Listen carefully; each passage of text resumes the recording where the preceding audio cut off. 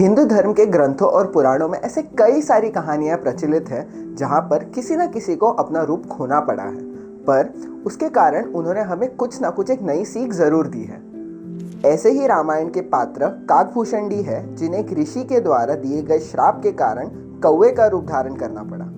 इनका वर्णन वाल्मीकि जी के रामायण तथा तुलसीदास के रामचरितमानस में आता है और रामचरितमानस के उत्तरखंड में हमें पता चलता है कि काकभूषणी जी कितने बड़े राम भक्त थे। एक समय माता पार्वती ने महादेव को राम कथा सुनाने का अनुरोध किया, जिसपे महादेव उन्हें एकांत में ले जाके राम कथा का पूरा पाठ सुनाने लगे। उस कथा को तब एक कौवे ने भी सुन लिया था, जिसके बाद उसे महादेव के मुख से निकली संपूर्ण राम कथा का पाठ हो गया और इसी पक्षी का पुनर्जन्म काकभूषणी के रूप में हुआ। मानो उनका इस जीवन में बस एक ही उद्देश्य था, राम भक्ति करना और जगह जगह जाकर राम कथा का पाठ करना। वो एक पेड़ के नीचे बैठकर ऐसे मनमोहक स्वर में और शब्दों में राम कथा का पाठ करते थे कि दूर दूर से साधु संत उनके मुख से कथा सुनने आते थे। काकभूषणी के शब्दों में महादेव को राम कथा इतनी ज़्यादा अच्छी लगी कि उन्होंने एक वरदान दिया कि सदियों तक वे ऐसे ही कथा का पाठ करते रहेंगे, लोगों के मन में प्रेम भाव जगाते रहेंगे। महादेव के मुख से निकली हुई कथा महादेव को सुनाने का सौभाग्य केवल काकभूषणी जी को ही मिला था। पर वो हमेशा से ऐसे राम भक्त नहीं थे।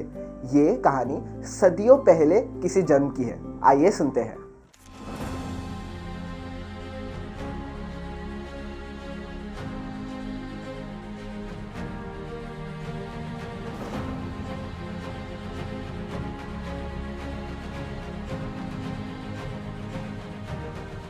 काकभूषणी जी का जन्म श्री राम के भी पहले हुआ था, वो भी पूरे एक कल्प के पहले। अगर आपको कल्पों का कॉन्सेप्ट अच्छे से पता नहीं है तो मल्टीवर्स वाला वीडियो हमारा जरूर देखना, लिंक डिस्क्रिप्शन में होगी। उनका जन्म अयोध्या नगरी में हुआ था और उनकी जाति शूद्र थी। उस समय ये महादेव के अनंत भक्त थे और उनकी ही भक्ति में डूबे रहते थे। उन्हें महादेव के अलावा इस संसार में कुछ भी सच नहीं लगता था और अपने इसी भक्ति के अहंकार में वो अन्य देवताओं की निंदा करते थे। एक समय ब्राह्मण सेवा के लिए वो उज्जैन जा पहुंचे, जहां पर उन्होंने फिर से विष्णु जी और शिव जी की तुलना शुरू कर दी, जहां पर उन्होंने विष्णु जी की बहुत निंदा की। उनकी वाणी निकलते ही एक जोरदार आकाशवाणी हो गई, जिसमें महादेव क्रोध में उनसे कहते हैं, जिस हरि की निंदा वे कर रहे थे, महादेव स्वयं उनके भक्त हैं और नारायण की निंदा कर उन्होंने महादेव के भक्ति को अपमानित किया है। क्रोध में आकर हमारे महादेव ने उसे श्राप दिया कि उसे 1000 योनियों तक जन्म लेना पड़ेगा और दर दर भटकते रहना पड़ेगा। अपने प्रभु का यह रूप देखकर वे उस पीड़ा को सह नहीं पाए और भिलकते हुए माफ़ी मांगने लगे। काकभूषणी के इस रूप को देखकर ब्राह्मण देव भी काकभूषणी को क्षमा करने की याचिका करने लगे, क्योंकि अंत में वो महादेव के ही परम भक्त थे। पर श्राप तो दे दिया गया था, पर हमारे महादेव ठहरे भोलेनाथ, उन्होंने उसे आशीर्वाद दे दिया कि काकभूषणी को मृत्यु के दर्द से मुक्ति मिल जाएगी, उन्हें उस पीड़ा को नहीं सहना पड़ेगा, उनका ज्ञान सदैव बढ़ता ही जाएगा और उनके आखिरी जन्म में उन्हें श्री राम की भक्ति मिलेगी। हम जिस रूप में काकभूषणी को जानते हैं, जो कि कौवे का है, वो हमेशा से ऐसा नहीं था। जन्मों जन्मों के बाद समय बीतता गया और अपने 100वें जन्म में वो ब्राह्मण के रूप में जन्मे और आत्मज्ञान लेने महर्षि लोमेश के पास पहुंचे।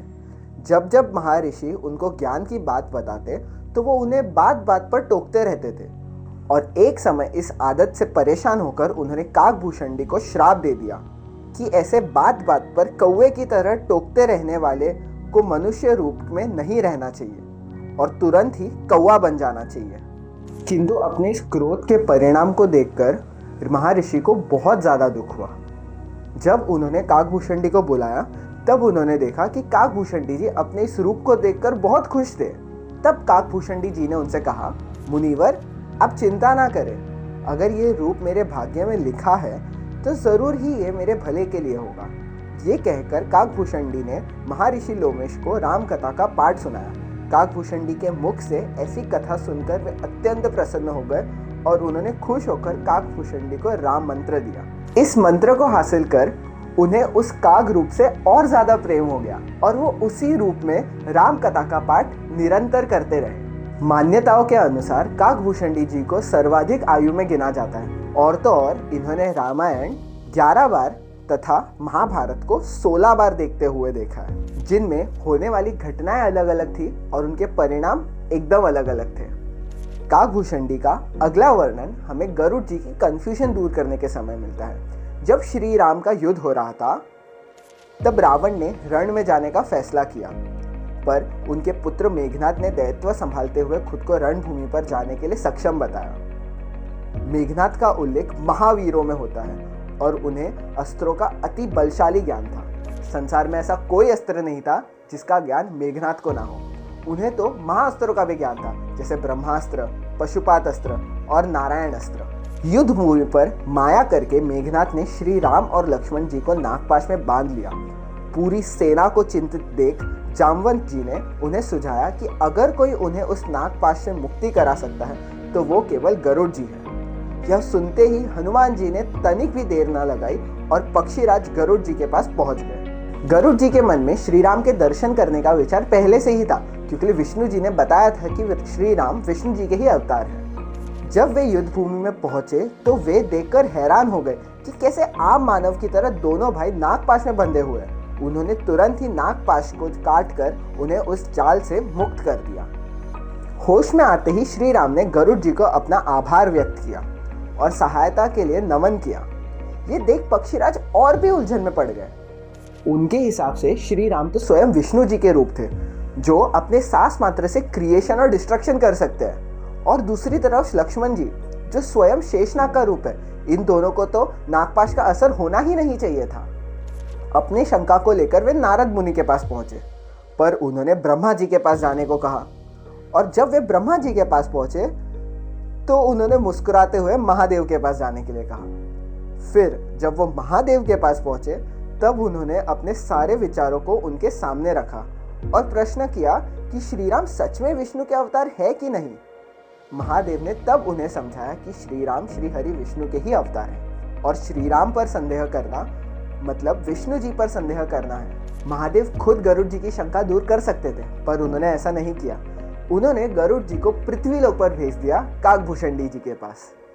जैसे ही वो पृथ्वी लोक पर पहुंचे उन्होंने एक पेड़ के नीचे बैठकर राम कथा का पाठ कर रहे काकभूषणी जी को देखा और कई साधु संत उनके कथा को सुनकर मंत्र मुग्ध हुए बैठे। ऐसा चित्र गरुड़ जी ने देखा।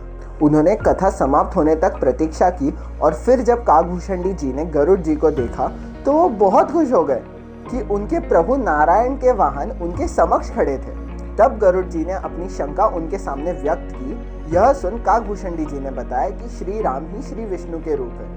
उन्होंने इस पृथ्वी पर मानव अवतार रावण को परास्त करने के लिए लिया है और रावण की मृत्यु नारायण के अवतार के हाथों ही लिखी है। यह सत्य है कि श्री राम कुछ क्षणों में ही रावण की मृत्यु कर सकते हैं, पर श्री राम ठहरे मर्यादा पुरुषोत्तम। उन्हें मानव जीवन के काल चक्र और प्रवाह से चलना पड़ेगा, इसलिए वो मानव जीवन के लिए एक आदर्श है। युद्ध भूमि में जिन्हें नागपाश से बंधा देखा है गरुड़ जी ने, वो उनकी ही लीला है, क्योंकि बिना उनके इच्छा से त्रिलोक में भी कोई कुछ नहीं कर सकता।